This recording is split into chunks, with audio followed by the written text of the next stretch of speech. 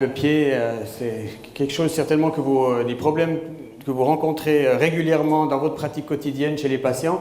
Et on est souvent un petit peu emprunté, tant sur le côté diagnostic que sur le côté du traitement, dans certaines pathologies du pied qui peuvent être assez compliquées à traiter.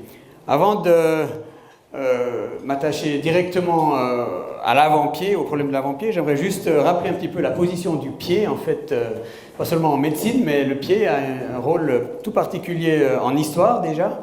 On se rappelle de l'histoire d'Achille, en fait, qui a été trempé dans le fleuve Styx par sa mère, qu'il tenait par son talon, en fait, et c'est la seule zone qui n'a pas été trempée dans ce fleuve. Et ça a été fatal en fait à Achille, puisque c'est à ce niveau-là, au niveau du talon, pendant la guerre de Troie, qu'il a été atteint et qu'il est décédé en fait par cette flèche qu'il a atteint au niveau du tendon d'Achille, qui porte maintenant ce nom. On parle aussi de talon d'Achille, ça reste une zone un peu faible de l'être humain, donc le tendon d'Achille qui est bien représenté au niveau de l'histoire. Le pied joue un rôle également très important en réflexologie, qu'on y croie ou pas, donc au niveau des effets, des massages de la voûte plantaire. On sait que tout l'organisme en fait est représenté dans la voûte plantaire, sur les deux pieds, comme il est représenté aussi dans la paume de la main. Et par le massage de certaines zones particulières, on peut avoir des effets bénéfiques sur des organes internes, du cerveau jusqu'au système digestif en fait. Le pied joue un rôle important aussi en cosmétique. On a remarqué surtout ces dernières années un immense boom, je dirais, au niveau de la cosmétique des pieds, donc tout ce qui est podologie, pédicure, soins des pieds. Et là on a aussi toute une ribambelle, je dirais, de soins qui sont proposés, de produits qui sont proposés. Vous n'avez qu'à voir dans une pharmacie tout ce qui est proposé pour les soins des pieds. Donc ça prend vraiment une place importante aussi à ce niveau-là. Et puis le pied prend aussi un rôle important en érotisme, si on parle de tout ce qui est fétichisme et tout ça. Donc là aussi, le pied joue un rôle particulier. Et c'est vrai que quand on regarde un pied comme ça, on n'a pas l'impression que l'anatomie est si complexe en fait. Parce qu'il faut bien se rendre compte que le pied est une structure anatomiquement très très complexe, donc qui comporte entre 29 à 34 os, ça dépend, on a quelques os surnuméraires qu'on peut avoir à certains endroits, qui peuvent aussi provoquer des problèmes d'ailleurs. Il y a plus de 30 articulations uniquement dans le pied, donc en partant de la cheville. Au niveau ligamentaire, on a plus de 100 ligaments qui retiennent ces os entre eux, et donc c'est toutes des zones qui peuvent être sujettes à provoquer des problèmes.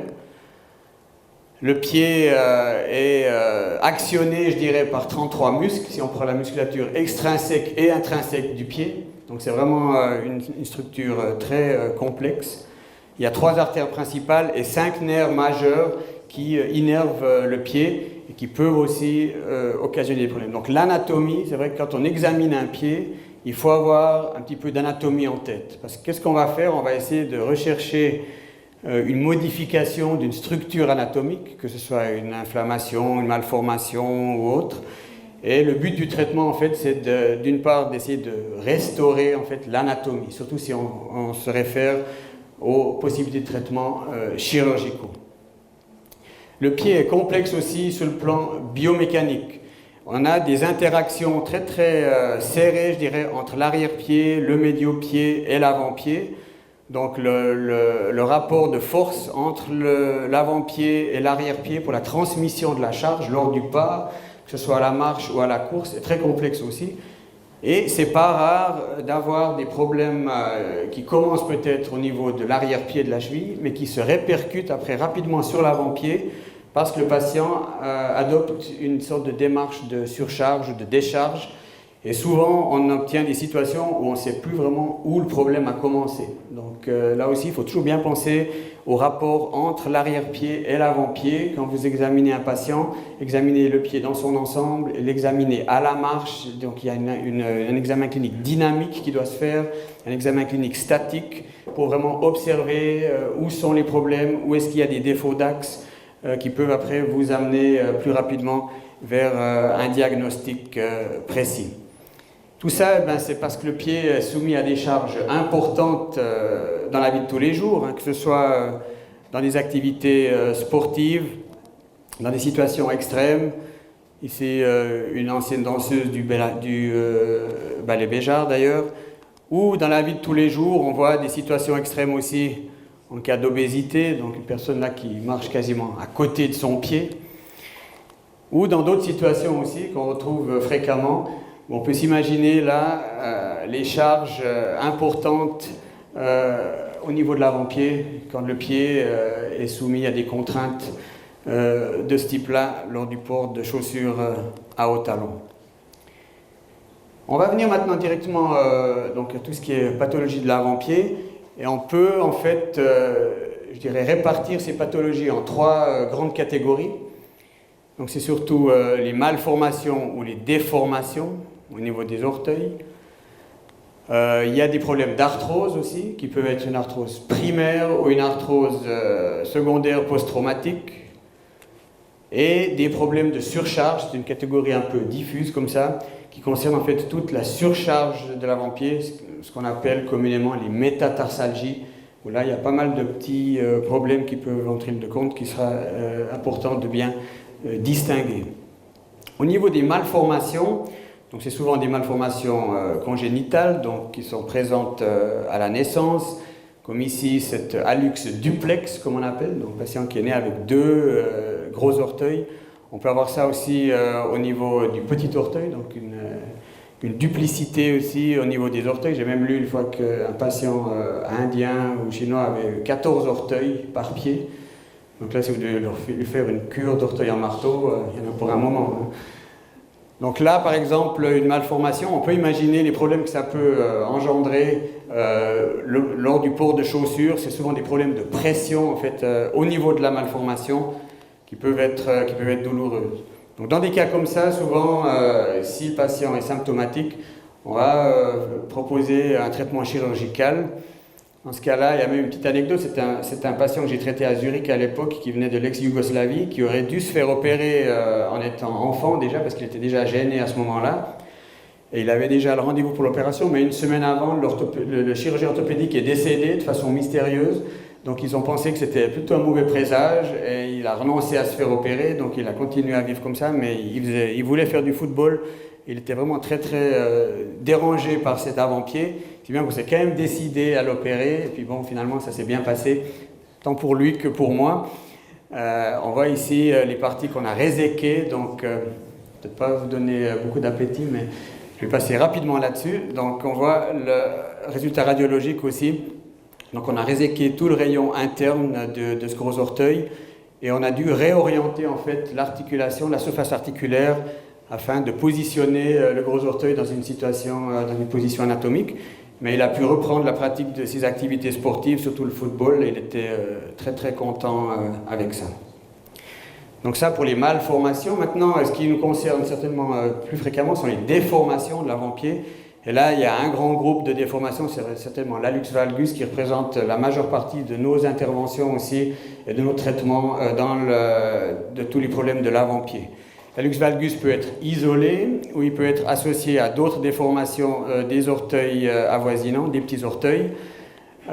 Souvent, le problème ou les douleurs qui sont décrites par le patient ne sont pas directement en corrélation avec l'état ou le stade de la déformation. Il y a des gens qui ont relativement peu de déformation, mais déjà pas mal de douleurs au niveau de la capsule articulaire, de la première articulation ici. Et il y a des gens qui ont des déformations encore plus importantes que ça, qui n'ont pas du tout de douleur, qui viennent nous consulter peut-être pour autre chose, puis on leur demande « mais votre hallux ?» Non, l'hallux ne fait pas souffrir.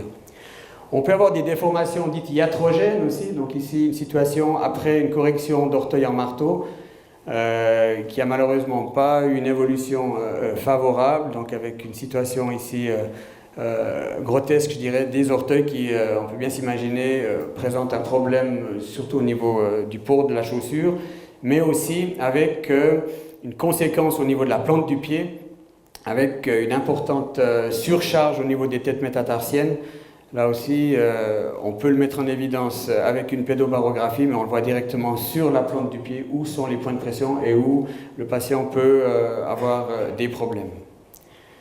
L'hallux valgus, donc l'étiologie, il y a plusieurs théories, mais en principe, on pense quand même maintenant que c'est une composante héréditaire qui réside surtout dans l'orientation de la surface articulaire au niveau de la MP1. Donc c'est surtout la surface articulaire distale, qu'on appelle le DMAA, du premier métatarsien, qui, chez les gens qui présentent un hallux valgus, n'est pas perpendiculaire à l'axe du premier métatarsien, mais légèrement en valgus, en fait. L'angle peut varier, mais on a cette augmentation de ce qu'on appelle le DMAA, qui est un facteur prédisposant, en fait, pour l'évolution de l'hallux valgus. Avec le temps, on le voit aussi souvent chez les jeunes, donc on parle d'hallux valgus juvénile, ça peut être déjà présent lors de l'adolescence.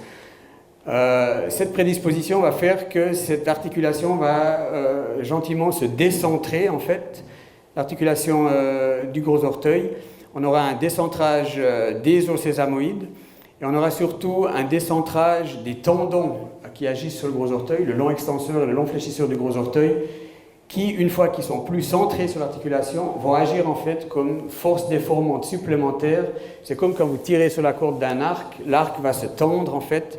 Et l'arc, en fait, il se trouve ici, donc la déformation va être progressive. C'est très difficile de freiner ça, on peut mettre en place des attelles de nuit et tout, mais les études là n'ont montré vraiment aucun bon résultat de ce côté-là, parce que les forces exercées lors de la marche au quotidien sont vraiment très fortes au niveau des tendons. Et plus la progression augmente, plus les symptômes viendront évidents, surtout des problèmes de contact et de pression dans la chaussure.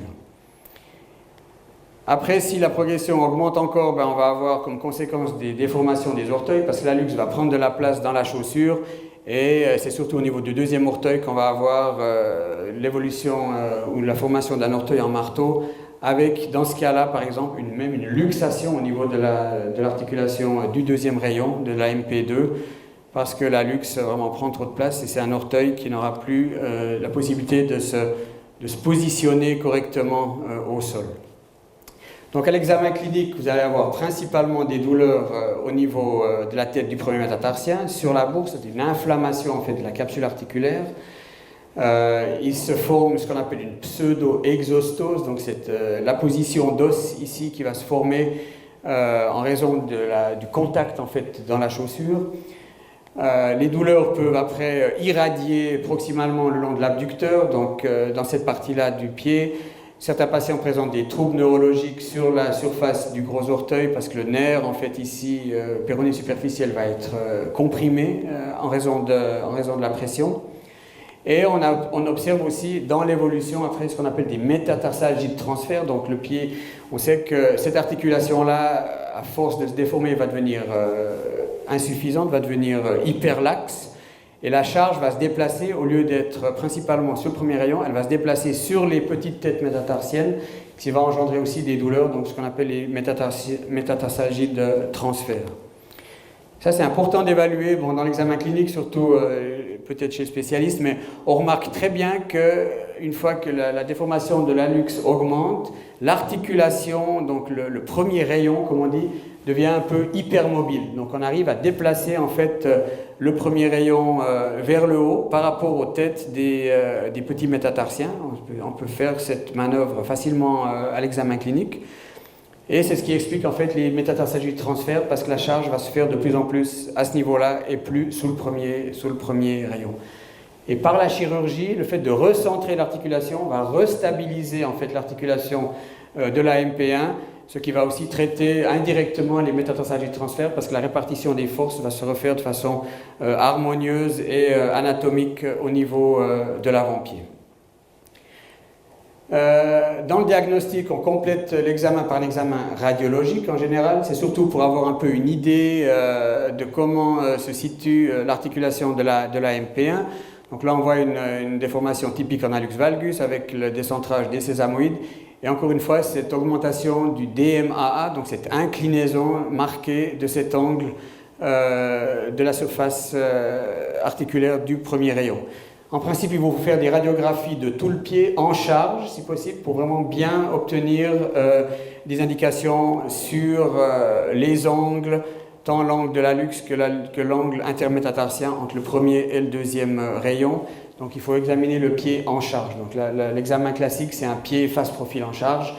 Quand vous voulez évaluer en fait un patient avec un problème d'avant-pied, pas seulement pour l'hallux, mais c'est comme ça que vous arriverez à mieux évaluer en fait la situation radiologique au niveau de l'avant-pied.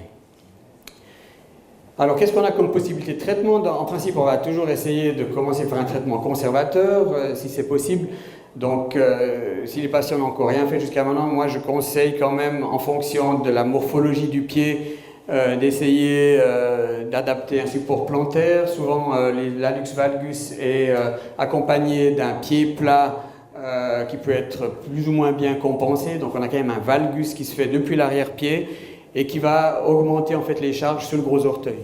Donc le fait de placer un petit support plantaire avec un appui médial va permettre de corriger ce valgus et diminuer les charges sur le gros orteil, ce qui va en principe diminuer aussi les douleurs ressenties. Ça ne va rien changer à la déformation, mais ça peut freiner un petit peu l'évolution. Souvent, on peut ajouter une petite pelote rétrocapitale si on a des métatarsalgies de transfert qui vont soulager le patient. Il faut faire attention avec les supports plantaires. Souvent, ça peut être un petit peu contre-productif, je dirais, parce que ça va prendre de la place dans l'avant-pied. Il y a des patients qui ne supportent pas en fait la semelle jusque vers l'avant. Donc là, on peut trouver un compromis en faisant une semelle 3/4 qui s'arrête ici et en laissant cette place libre pour ne pas augmenter encore la pression au niveau des orteils. Ça, c'est surtout pour les patients qui ont des orteils en marteau avec des points de pression douloureux. Donc on va certainement commencer par l'adaptation de la chaussure, par le port de support plantaire, surtout dans les chaussures confortables, les chaussures que le patient va porter à la marche. Si malgré tout les douleurs persistent et que la gêne au quotidien est suffisante et que vous avez quand même une déformation qui semble être douloureuse et progressive surtout, alors on peut avoir recours à la chirurgie pour corriger en fait cet hallux valgus. Là, il y a au moins plus de 50 techniques qui sont décrites dans la littérature. Et le but en fait du traitement chirurgical, surtout de ces dernières années, qui a quand même bien évolué, c'est d'une part de restaurer l'anatomie de l'avant-pied. Donc on va essayer de corriger les angles qui se sont formés en restaurant en fait un angle physiologique au niveau de l'avant-pied. Et le but aussi, c'est d'obtenir une correction durable en fait, parce qu'on a la chirurgie de l'hallux valgus a un petit peu une mauvaise presse. Dans les dernières années, surtout les années 80-90, où on faisait plutôt des résections, donc on allait réséquer ce qui dépassait mais sans corriger. Donc c'est une chirurgie qui a eu beaucoup d'échecs, beaucoup de récidives en fait de la déformation. Ce qu'on a maintenant quand même bien la possibilité de corriger, parce que les ostéotomies maintenant qu'on connaît permettent justement de rétablir l'équilibre en fait dans l'articulation du gros orteil et ainsi d'éviter qu'il y ait une récidive. Surtout aussi en rétablissant en fait cet angle distal du premier métatarsien. Donc ça, c'est une ostéotomie qui s'appelle l'ostéotomie de Revel que je pratique ici, qu'on a développée pendant le temps que j'ai passé à Zurich, qui est en fait une modification de plusieurs ostéotomies de l'avant-pied. On a regardé un petit peu les avantages, les inconvénients des autres ostéotomies. On a essayé de trouver quelque chose qui soit facile à réaliser, avec une voie d'abord minimale aussi, donc on n'a pas besoin de vraiment de mettre en évidence beaucoup de tissus, donc qui est relativement protectrice pour les tissus mous. Une ostéotomie qui permet de corriger de grands angles aussi, on peut corriger jusqu'à 90 degrés d'hallux en fait avec cette ostéotomie qui reste en fait dans l'avant-pied. Donc l'avantage c'est qu'on peut charger tout de suite, le patient va pouvoir marcher sur son pied dès le premier jour sans canne dans une chaussure à semelle rigide. Donc c'est une ostéotomie qui a quand même pas mal d'avantages et qui est surtout reproductible. C'était quelque chose qu'on avait besoin de développer, surtout dans un centre universitaire où on a la formation des assistants. Il fallait une ostéotomie qui soit relativement facile à réaliser, qui donne de bons résultats. Encore une fois, la vue depuis le dessus, donc l'ostéotomie se fait en L et ensuite on peut déplacer en fait la tête du premier métatarsien. On a une grosse surface de contact avec l'os. Et la partie de la pseudo-exostose va être réséquée en fait, donc on voit très bien comment on peut refermer en fait cet angle entre le premier et le deuxième rayon et surtout corriger l'axe du gros orteil. Sur le plan de profil, On voit là aussi cette ostéotomie avec un long contact osseux, donc c'est important. Et on voit très bien que si le patient charge, il va en fait comprimer l'ostéotomie, donc ce qui va assurer une sorte de stabilité primaire. En principe, on la fixe avec 2 petites vis en titane qui sont bien supportées et qui peuvent rester à l'intérieur. Il n'y a pas besoin de faire un retrait des vis par la suite. Donc c'est vraiment une ostéotomie qui nous a donné de bons résultats. On a déjà fait des études à plus de 2 ans avec 96% de satisfaction, donc c'est vraiment quelque chose qui semble bien marcher. Ici, un exemple radiologique, donc avec un angle de l'hallux valgus de 36 degrés en préopératoire, qui a été corrigé avec un suivi à 24 mois, avec une situation qui est restée stable et qui va rester stable aussi maintenant durablement, puisqu'on a réussi à réorienter en fait la surface articulaire de façon anatomique, donc il n'y a plus de raison que ce patient développe un hallux valgus. Dans le cas que je vous ai montré avant, on a aussi réalisé cette ostéotomie qu'on a complétée en fait par une ostéotomie, ce qu'on appelle de Aikin, de la base de la première phalange. Ceci aussi dans le but de recentrer en fait les tendons, tant les tendons extenseurs que le tendon fléchisseur sur le pied. Donc là aussi, ça a permis d'obtenir un résultat stable avec un pied qui est beaucoup plus anatomique, je dirais, que ce qu'il était avant la déformation. Comme je vous l'ai dit, ça permet une mobilisation rapide en chaussures à semelle rigide, et il faut garder cette chaussure pendant 6 semaines. Ça, on ne peut pas aller beaucoup plus vite que la nature. Et il faut à peu près 6 semaines pour que l'ostéotomie soit stable et qu'on puisse reprendre la marche normalement. Un autre problème qui concerne l'avant-pied et surtout l'hallux, donc c'est le pendant de l'hallux valgus, c'est l'hallux rigidus comme on l'appelle. Donc c'est l'arthrose en fait de l'articulation du gros orteil. C'est une arthrose qui est principalement primaire, qui se développe. Là aussi on pense sur un facteur anatomique. On sait que normalement la tête du premier métatarsiens est relativement ronde, et dans les patients qui développent une arthrose de cette articulation, on note souvent un aplatissement un peu de la tête. La tête est plutôt plate comme ça. Mais comme on sait que le gros orteil, quand on marche, fait des mouvements de rotation aussi, et pas seulement des mouvements en flexion, en extension, il y a certaines zones, à cause de cette morphologie spéciale de l'articulation, qui vont être un peu plus surchargées. Et donc le cartilage va commencer à s'user à ce niveau-là, principalement médialement et latéralement, ce qui va après développer un déséquilibre au niveau de l'articulation et une progression de l'arthrose avec les douleurs aussi associées. Donc c'est des douleurs à la palpation de la MP1, c'est une marche qui est rendue difficile parce qu'on perd la mobilité dans l'articulation, et surtout le développement d'ostéophytes, donc en réaction avec l'arthrose, donc l'os va produire de l'os surtout dans cette zone-là, ce qui va faire un pincement de la capsule articulaire qui va être douloureux dans les chaussures mais aussi au repos. Donc là, une situation typique de douleur vraiment bien localisée, mais sans déformation apparente. On peut le mettre en évidence. Le mieux, c'est encore une fois de réaliser des clichés standards. Donc face profil, on peut même ajouter un cliché en oblique pour essayer vraiment de bien mettre en évidence ces éperons osseux qui se sont formés au niveau de la face dorsale de la tête du premier rayon et qui vont être responsables des douleurs. Donc là, on voit très bien donc, la diminution de l'espace articulaire. C'est une arthrose typique de l'articulation de la MP1. Là aussi, on va commencer par un traitement conservateur. Donc, on va proposer une adaptation de la chaussure. On peut même faire élargir la zone du gros orteil pour diminuer la pression, en fait, parce que c'est un problème qui est dû d'une part à la pression sur les ostéophytes, d'autre part aussi à la diminution de l'espace articulaire et au frottement de l'os contre l'os, en fait, quand l'arthrose est bien avancée. Ce qui marche bien, c'est des semelles rigides en carbone, en fait, pour diminuer en fait, la flexion dorsale au niveau de l'articulation du gros orteil. Donc on peut introduire ça dans une chaussure, ça va permettre de répartir les charges un petit peu mieux au niveau de l'avant-pied et de diminuer les charges sur cette articulation. Et puis on peut aussi faire une infiltration à la cortisone qui souvent va soulager le patient pendant quelques mois, mais bon, ça ne va pas traiter l'origine des douleurs, c'est juste un traitement symptomatique qui peut repousser, je dirais, un traitement chirurgical. Parce que là aussi, si vraiment le patient reste symptomatique malgré tous ces efforts de traitement conservateur, le traitement de choix reste encore l'arthrodèse de la MP1, donc de l'articulation du gros orteil.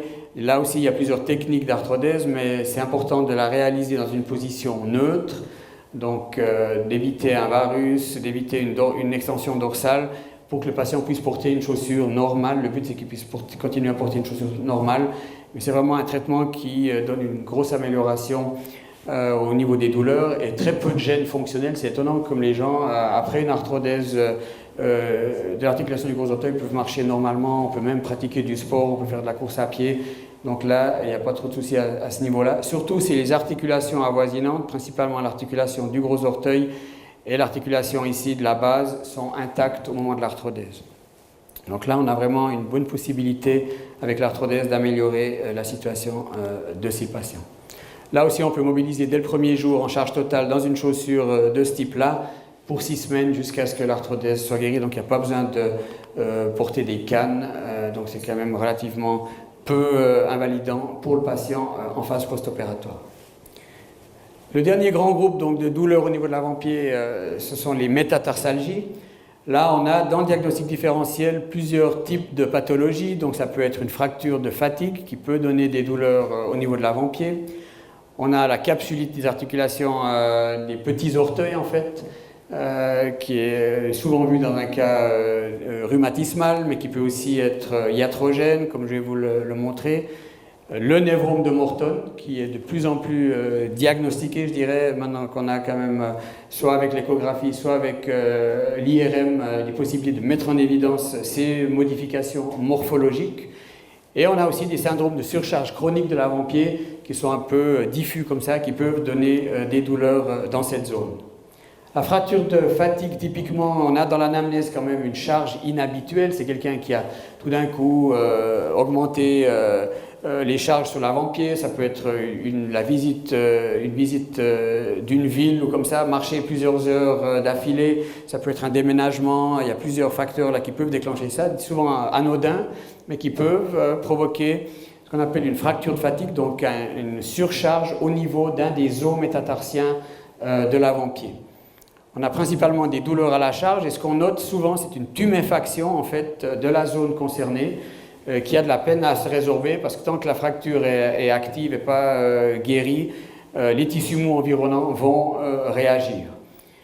Souvent, quand on fait une radiographie dans un premier temps, dans les 2 premières semaines comme ça, on ne va rien voir sur la radiographie, donc on n'a rien du tout au niveau radiologique. Mais si on suspecte une fracture de fatigue, ça vaut la peine de réaliser une IRM de l'avant-pied parce que ça, c'est vraiment l'examen de choix qui va vous montrer assez rapidement, donc dans la phase initiale, s'il y a une modification donc, de l'œdème qui s'est formé au niveau d'un des os métatarsiens, comme on le voit ici, avec la réaction associée des tissus mous qui explique en fait la tuméfaction. Est-ce qu'il faut appuyer? Pardon. Donc là, en principe, la fracture de fatigue, une fois qu'elle est diagnostiquée, c'est un traitement conservateur. Donc on va proposer une décharge de l'avant-pied, soit avec une semelle en carbone dans une chaussure normale, ou alors avec une chaussure à semelle rigide, comme on l'a vu pour la luxe et tout. Ça prend entre 4 à 6 semaines jusqu'à ce que les symptômes disparaissent, qu'on puisse reprendre une marche normale dans une chaussure normale. Si ça devait récidiver et tout, c'est sûr que ça c'est des cas où il faut exclure éventuellement une ostéoporose. Donc là, on va quelqu'un qui fait une fracture de fatigue sans raison apparente et tout, il va falloir peut-être investiguer plus loin, voir s'il n'y a pas une ostéoporose quand même qui se cache là derrière et la traiter en conséquence.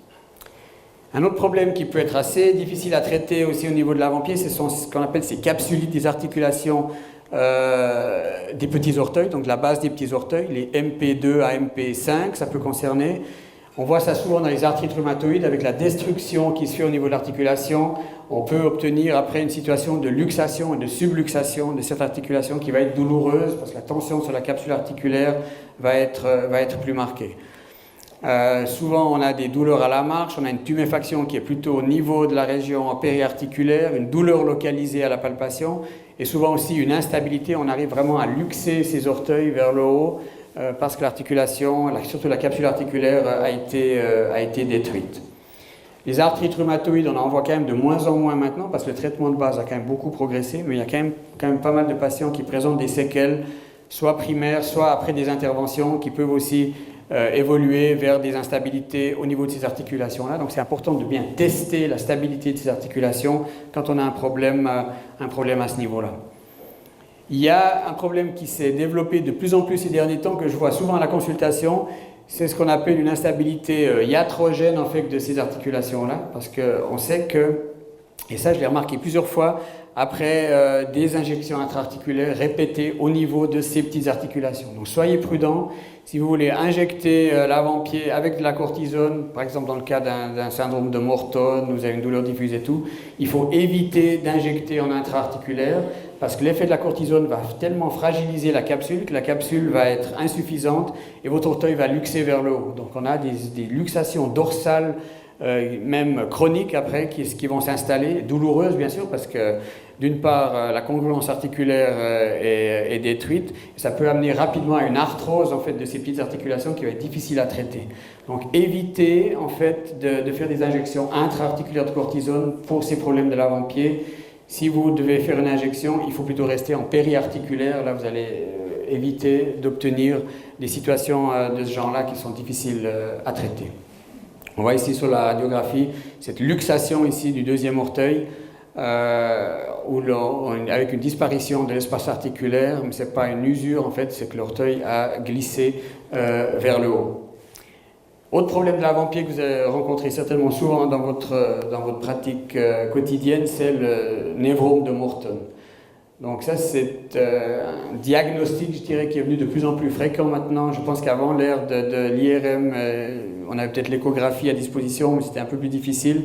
On avait des douleurs de l'avant-pied comme ça, diffuses, souvent un peu au repos, qu'on ne savait pas tellement bien cataloguer. Maintenant, avec les progrès quand même de l'imagerie, on arrive quand même à bien, je dirais, déterminer cette entité qui existe vraiment. Donc le terme de névrome est en fait un faux terme, en fait, parce qu'il ne s'agit pas d'une modification du nerf, mais il s'agit bien du développement d'un tissu cicatriciel qui va se développer autour du nerf, donc sur la face plantaire du pied, et qui petit à petit va augmenter la pression sur un de ces nerfs intermétatarsiens et provoquer les symptômes, soit des douleurs locales, soit une irradiation dans les orteils, jusqu'à perte de sensibilité en fait. Donc on a tous ces symptômes-là qui correspondent vraiment bien au névrome de Morton. À l'examen clinique, on peut même, si le tissu cicatriciel est assez bien développé, on arrive même à le déplacer en fait et obtenir une sorte de phénomène de clic à ce niveau-là. Quand vous appuyez dans cette zone, donc c'est dans l'espace intermétatarsien principalement que la douleur va être produite. Donc l'imagerie classique, c'est l'IRM. Moi, je demande souvent, quand il y a quand même une suspicion d'un névrome de Morton, on aimerait bien avoir une image morphologique. On voit là très bien cette zone ici, donc ça c'est entre le 3e et le 4e. Ça peut aussi être entre le 2e et le 3e, c'est les deux principales localisations. Avec ici ce tissu qui va comprimer le nerf, qui ne va pas pouvoir s'échapper vers le haut, puisqu'il y a le ligament intermétatarsien qui va retenir le nerf. Donc il y a vraiment une compression de ce nerf intermétatarsien qui va être douloureuse.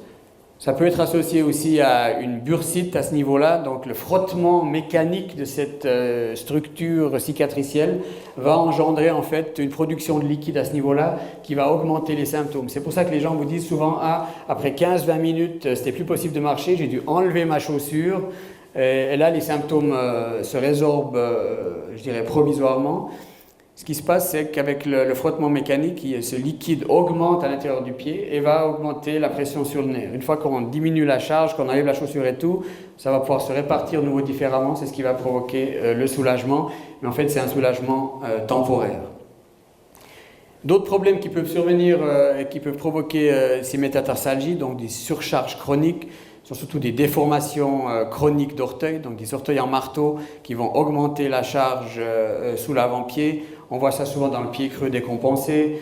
Ça va provoquer des hyperkératoses, des douleurs douloureuses, aussi des douleurs diffuses à la palpation au niveau de la voûte plantaire.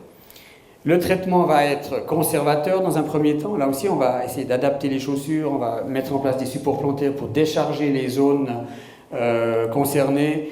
Un facteur important, c'est aussi les exercices d'étirement du gastrocnémius. On sait que la musculature du mollet, principalement le gastrocnémius, est souvent très raccourcie et augmente encore la charge sur l'avant-pied, donc à la marche principalement.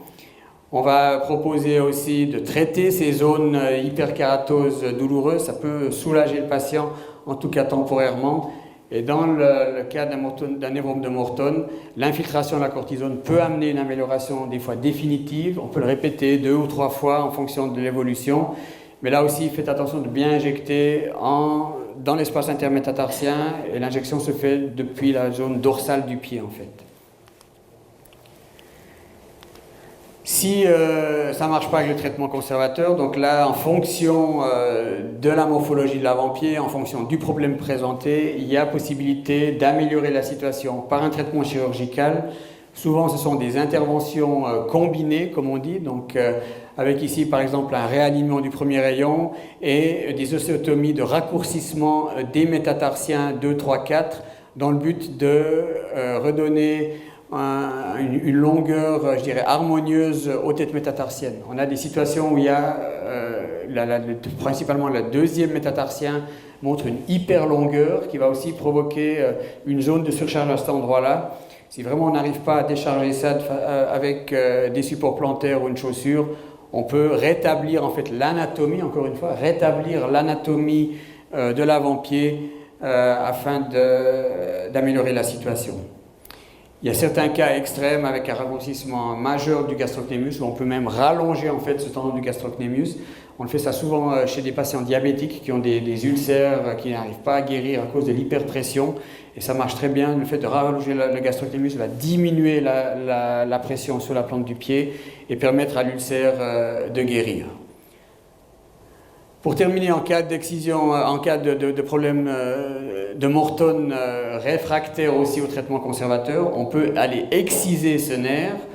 Ça se fait par voie dorsale. Il faut éviter, en fait, conseiller à vos patients d'éviter un abord chirurgical plantaire au niveau de l'avant-pied, parce que ça peut avoir vraiment des conséquences désastreuses. S'il y a une cicatrice qui se développe à ce niveau-là, c'est presque plus possible de faire quoi que ce soit pour améliorer la situation du patient. Donc tout ce qui peut se faire par abord dorsal est préférable.